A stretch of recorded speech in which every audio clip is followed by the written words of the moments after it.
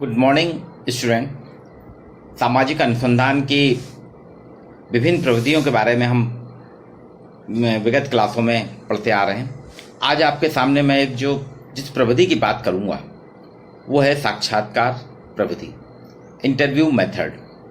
साक्षात्कार शब्द जो है अंग्रेजी भाषा के इंटरव्यू का हिंदी अनुवाद है। इंटर धन व्यू, आंतरिक रूप से आंतरिक व्यू को देखना, आंतरिक जानकारी प्राप्त करना, यह कहलाता है साक्षात्कार। साक्षात्कार एक ऐसी प्रविधि है जिसमें हम सभी कहीं ना कहीं किसी न किसी प्रकार से इस प्रक्रिया से गुजर चुके हैं। आज आप एक रिसर्च कर रहे हैं तो रिसर्चर के रूप में, अनुसंधानकर्ता के रूप में आप लोगों के साक्षात्कार लेते हैं, उनसे जानकारियां इकट्ठी करते हैं। और इसके पहले आप जब एनरोलमेंट हुआ था आपका स्कूल में, कॉलेज में, तो आपका साक्षात्कार लिया गया था। आप देखते हैं कि कहीं भी हम जाते हैं, साक्षात्कार एक प्रक्रिया है। साक्षात्कार प्रक्रिया नौकरी में, व्यवसाय में, शिक्षण संस्थानों में, सब जगह इसका प्रयोग किया जाता है। आज तो ये हालात हो गए हैं कि नर्सरी क्लास में, प्ले नर्सरी में लोगों को अपने बच्चों का एडमिशन कराना होता है, तो बच्चों से साक्षात के साथ साथ उनके माता पिता का भी साक्षात्कार लिया जाता है।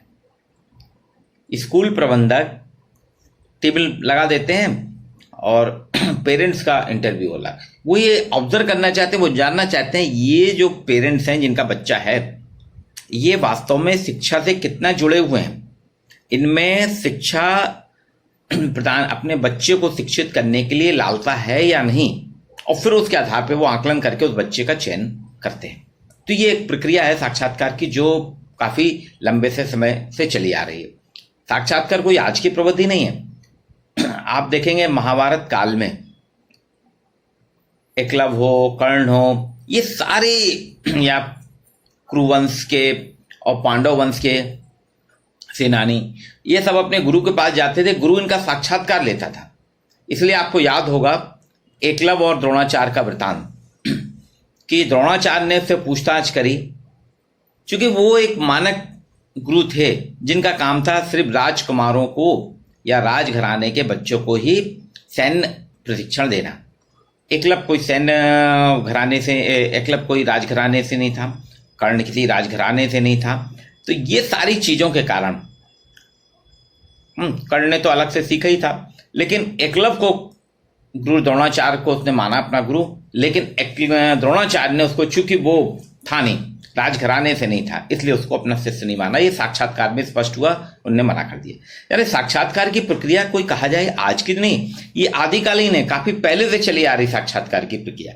गुरुकुल पद्धति में भी गुरु अपने यहाँ आने वाले शिष्यों का साक्षात्कार लेते थे, और जब वो ब्रह्मचर्य का पालन करके वापस गृहस्थ आश्रम में जाते थे, उनका साक्षात्कार करके उनको एक तरीके से प्रमाणीकरण करते थे कि अब तुम शिक्षित हो गए हो, तुम अपने आगे के जीवन यापन को सुचारू रूप से चलाने के लिए सक्षम हो, और जाओ बेटा। ये है। तो वास्तव में प्राथमिक तथ्य संकलन की, आज हम करते हैं प्राथमिक तथ्य संकलन की सर्वाधिक प्रचलित पद्धति के रूप में साक्षात्कार का प्रयोग। ये वास्तव में क्या है, एक दूसरे के प्रति जानने की प्रक्रिया है। इसलिए अल्पोर्ट ने तो इसकी आलोचना तक करते हुए कहा, यदि हम यह जानना चाहते हैं कि व्यक्ति क्या महसूस कर रहा है, क्या अनुभव कर रहा है, और क्या याद रखते हैं, उनकी भावनाएं, उनके द्वेष क्या है, तो उनसे हम स्वयं क्यों नहीं पूछ लेते, एक एजेंसी के माध्यम से क्यों पूछते हैं। ये अल्पोर्ट का कहना था। ये इंटर यानी इंटरव्यू का हिंदी अनुवाद है। इंटर यानी आंतरिक, भीतर का, और व्यू का अर्थ होता है देखना। इंटरव्यू का अर्थ हुआ आंतरिक दर्शन या अंतर्दर्शन करना, यह कहलाता है साक्षात्कार। अलग अलग विद्वानों ने इसकी अलग अलग परिभाषा दी है, जो हमारे लिए जानना, एक बीए के विद्यार्थी के लिए जानना बहुत ही जरूरी है। एमए की भी क्लास में साक्षात्कार आता है। मनेंद्र नाथ बसु का कहना है, एक साक्षात्कार को कुछ विषयों को लेकर व्यक्तियों के आमने सामने का मिलन कहा जा सकता है। यानी कुछ व्यक्तियों के आमने सामने का, एक विषय को लेकर जब मिलन होता है, उसको कहते हैं कुछ व्यक्तियों का मिलन है। An interview can be defined as a meeting a person face to face on some points. ये मनेंद्र नाथ बसु, एम एन बसु ने कहा। पीवी यंग कहते हैं साक्षात्कार को एक ऐसी क्रमबद्ध पद्धति के रूप में माना जा सकता है। साक्षात्कार को एक ऐसी क्रमबद्ध पद्धति के रूप में माना जा सकता है जिसके द्वारा एक व्यक्ति दूसरे व्यक्ति के आंतरिक जीवन में थोड़ा बहुत कल्पनात्मक रूप से प्रवेश करता है। यानी कल्पनात्मक रूप से जब प्रवेश करता है जो कि उसके लिए सामान्यतः तुलनात्मक रूप से अपरिचित है। ये पीवी यंग की परिभाषा है। यानी the interview may be regarded as a systematic method. The interview may be regarded as a systematic method by which one person enter more or less immediately into the inner life of another, who is generally a comparative stronger to him. गुडे और heart के अनुसार साक्षात्कार मूलतः अंतः क्रिया की एक प्रक्रिया है। Interview is fundamentally a process of social interaction. Interview is a process of social interaction. BM Palmer के अनुसार साक्षात्कार दो व्यक्तियों के बीच में पाई जाने वाली एक विशेष सामाजिक परिस्थिति है जिसमें एक मनोवैज्ञानिक प्रक्रिया के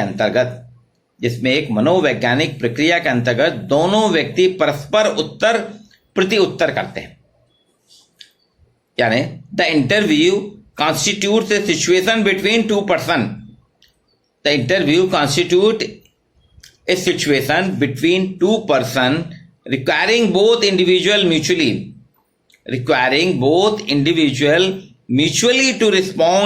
mutually to respond under एक साइकोलॉजिकल प्रोसेस। ये है इंटरव्यू की विभिन्न परिभाषाएं, जिससे साफ है कि विद्वानों द्वारा जो परिभाषाएं दी गई हैं ये एक सामाजिक प्रक्रिया है जिसमें एक व्यक्ति दूसरे व्यक्ति से या समूह से कुछ जानकारियां प्राप्त करता है। अब इसकी विशेषताएं देखिए।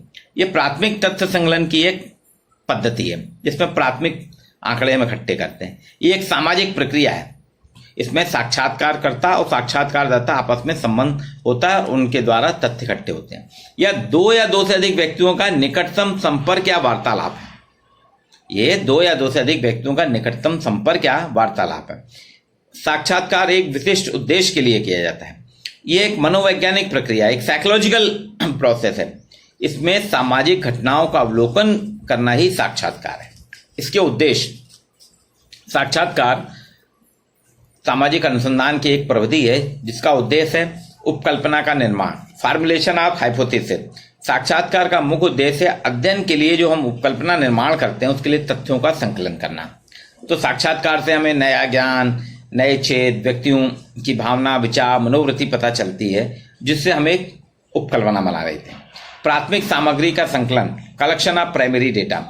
क्लियर है, साक्षात्कार को उद्देश्य विभिन्न सूचनादाताओं से बात करके उनसे प्राथमिक तथ्य लेना। गुणात्मक अध्ययन, क्वालिटेटिव स्टडी, इसका मूल उद्देश्य जो है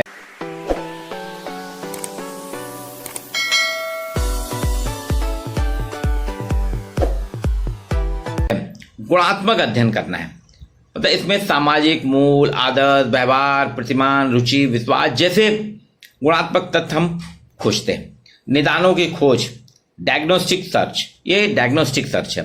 इसका क्या करते हैं, इसके माध्यम से जो समस्या है उसके निदानात्मक तथ्य प्राप्त किए जाते हैं। पुलिस विभाग अधिकतर इसका प्रयोग करता है। कहीं कोई घटना हो जाती है, कोई दुर्घटना हो जाती है, अपराध हो जाता है, चोरी हो जाती है, तो संबंधित क्षेत्र में जाके सबसे पूछते हैं। इसके लिए आप देखेंगे क्राइम पेट्रोल सीरियल आता है, उसमें जो है ना एजेंसीज हैं, क्राइम ब्रांच, वो घटना से संबंधित एक एक चीजों से पूछती जाती है और उन तथ्यों की कड़ियां जोड़ के फिर वो असली अपराधी तक पहुंच जाती है।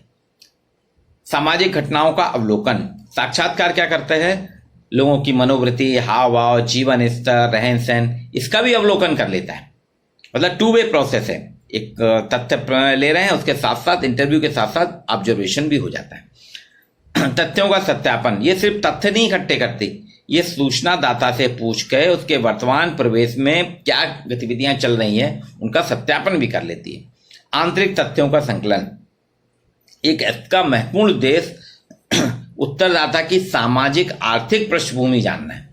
आंतरिक रूप से वो क्या है, उसकी अंतरिक्षाएं क्या हैं, उसके मन में क्या अंतर्द्वंद चल रहा है, उसकी मनोवृत्ति क्या है। आपने देखा होगा पुलिस इस बारे में बहुत गंभीरता से अध्ययन करती है। पुलिस क्या करती है, जब उसको किसी अपराधी से पूछना होता है, कबूलवाना होता है, तो उससे इधर उधर के बहुत से पूछें और धीरे धीरे करते करते वो उससे मूल प्रश्न निकलवा लेती है।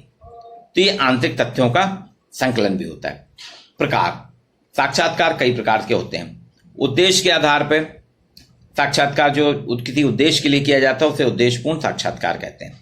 इसमें होता है निदानात्मक, नाम से स्पष्ट है, जब हम सामाजिक समस्याओं के निदान करने के लिए करते हैं तो वो निदानात्मक समाज का साक्षात्कार होता है। जैसे भिक्षावृत्ति के कारण जानने के लिए साक्षात, बाल अपराध के कारण जानने के लिए साक्षात्कार करना, तलाक की बढ़ती दर जानने हेतु साक्षात्कार, ये निदानात्मक है। उपचारात्मक, ट्रीटमेंट इंटरव्यू, नाम से स्पष्ट है, साक्षात्कार उद्देश्य किसी सामाजिक समस्या या व्याधि के उपचार की दृष्टि से सुझाव देने हो तो उसे उपचारात्मक साक्षात्कार कहते हैं। इसमें हम सिर्फ समस्या ही नहीं जानते बल्कि लोगों से समस्या को दूर करने के लिए सुझाव और उपाय भी पूछ लेते हैं। जैसे बाल श्रम उन्मूलन हेतु साक्षात्कार, महिलाओं पर अत्याचार रोकने हेतु साक्षात्कार।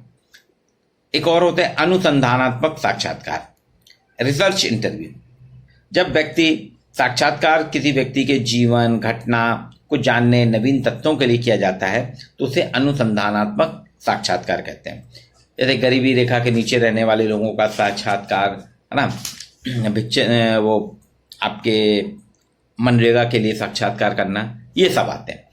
अब इसको अध्ययन पद्धति के आधार पे भी ये एक तो आपका उद्देश्य के आधार पर, अब दूसरा होता है अध्ययन पद्धति। अध्ययन पद्धति के आधार पर एक होता है आपका केंद्रित साक्षात्कार, एक होता है अनिर्देशित। केंद्रित साक्षात्कार में जब हम फोकस होता है हमारा खास चीज पे, है ना, जब किसी विषय से संबंधित खास चीज को हम पूछना चाहते हैं। जैसे रॉबर्ट मल्टन ने 1946 में संचार साधन रेडियो, टीवी, समाचार पत्रों के सामाजिक मनोवैज्ञानिक प्रभाव के लिए इसका प्रयोग किया था। वो फोकस था उनका कि हमको संचार साधनों के प्रभाव जानना है। तो केंद्रीय साक्षात्कार है। इसमें क्या है, विषय विशेष से जुड़े लोगों को ही लिया जाता है और इसके लिए एक इंटरव्यू गाइड तैयार की जाती है, फिर उसके प्रति हम उसके प्रश्नों को पूछ के हम कर लेते हैं। अनिर्देशित, नॉन डायरेक्टिव, इसमें इसे अकेंद्रित साक्षात्कार भी कहते हैं। इसमें किसी विषय पर सूचनादाता से स्वतंत्रतापूर्वक प्रश्न पूछे जाते हैं। इसमें सूचनादाता पूर्णतः मुक्त होकर विषय की सूचना देता है। उदाहरण के लिए नगर निगम के कार्यों की समीक्षा, कोविड-19 में सरकार के कार्यों की समीक्षा पर साक्षात्कार। अब संख्या के आधार पर साक्षात्कार एक होते हैं, है ना, interview on the basis of respondent. एक तो व्यक्तिगत साक्षात्कार और एक होता है इसमें सामूहिक। व्यक्तिगत यानी व्यक्तिगत साक्षात्कार, नाम से स्पष्ट है, व्यक्तिगत रूप से लेना। इस समय इसमें क्या होता है, एक समय में एक ही व्यक्ति से सूचना ग्रहण करता है, आमने सामने बैठ के सूचना लेते हैं।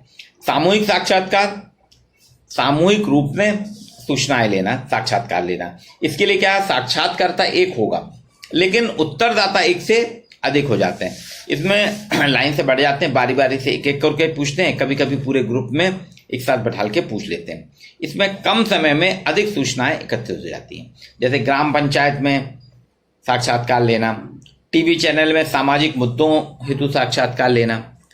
एक और होता है साक्षात्कार का प्रकार औपचारिकता के आधार पर साक्षात्कार। ये दो प्रकार होते हैं, एक औपचारिक, एक अनौपचारिक। औपचारिक एक तरीके से कंट्रोल इंटरव्यू है, नियंत्रित साक्षात्कार है। इसमें साक्षात्कारकर्ता पूर्व निश्चित अनुसूची के प्रश्नों को पूछता जाता है और सूचनादाता से प्राप्त उत्तर को नोट करता जाता है। अनुसूची से बाहर नहीं, तो ये केंद्रित हो गया, औपचारिक है। अनौपचारिक, इसमें नियंत्रण निर्देशन कुछ नहीं होता बल्कि साक्षात्कारकर्ता बिना अनुसूची के साक्षात्कारकर्ता, इसमें प्रश्न प्लस माइनस होते रहते हैं। संरचना के आधार पर interview on the basis of structure. संरक्षित, एक तो स्ट्रक्चर इंटरव्यू, इसे नियोजित साक्षात्कार भी कहते हैं। इसमें साक्षात्कार की अवधि, दिनांक, पूछे जाने वाले प्रश्न पहले से फिक्स रहते हैं, आपसे तय कर लिया जाएगा इस दिन हम आपसे इंटरव्यू लेंगे, मतदान व्यवहार के लिए इतने तारीख से इतने तारीख तक इंटरव्यू लेंगे। ये असंरचित, इसमें कोई तैयारी नहीं की जाती, साक्षात्कारकर्ता निर्धारित प्रश्नों की सूची के साथ बिना किसी प्रक्रिया के पूर्ण किए पहुंच जाता है। ये कहलाता है। जैसे जनजातीय समाज का अध्ययन करना। अर्ध संरचित, इसमें संरचित नहीं होता ना असंरचित, इसमें दोनों का सम्मिश्रण होता है। अब आवृत्ति के आधार पर प्रथम और अंतिम साक्षात्कार, फर्स्ट और फाइनल, वह साक्षात्कार जिसमें पहली बार में ही सारे तथ्य इकट्ठे कर लिए जाते हैं, मतलब दोबारा नहीं लिया जाता। ये प्रतियोगी परीक्षा के लिए साक्षात्कार लेना, सामान्य जानकारी, ये फर्स्ट एंड लास्ट होता है। पुनरावृत्ति साक्षात्कार, रिपीटेटिव, इसमें के नाम से स्पष्ट है कि रिपीट होता है। लेजार्ड फील्ड ने इसका प्रयोग किया था निरंतर परिवर्तित होने वाली प्रवृत्ति को जानने। जैसे कोविड-19 में वायरस का असर बदल रहा है तो बार बार हमको इंटरव्यू लेना पड़ रहा है। शेयर बाजार बार बार बदलता है। अब इसके देखिए फायदे देखते हैं अपन। आजकल एक प्रकार और आ गया साक्षात्कार का, टेलीफोनिक साक्षात्कार, है ना। टेलीफोन पे भी हम कंपनियां साक्षात्कार ले लेती हैं।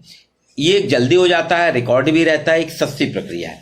अब साक्षात्कार के जो स्टेप हैं, साक्षात्कार के चरण क्या है, पहले तो आपको तैयारी करना पड़ेगी, जॉन मेज ने बताया, है ना, प्रिपरेशन ऑफ इंटरव्यू। फिर इसके बाद आपको की प्रक्रिया बनाना पड़ेगी, प्रश्न रखना पड़ेंगे, है ना, टाइम लेना पड़ेगा। फिर इसके बाद में समापन करते समय धीरे धीरे जितने प्रश्न निश्चित समय सीमा में करिए और उनका समापन। अब इसका महत्व देखिए, सभी सूचना तथ्यों का इसमें संकलन हो जाता है।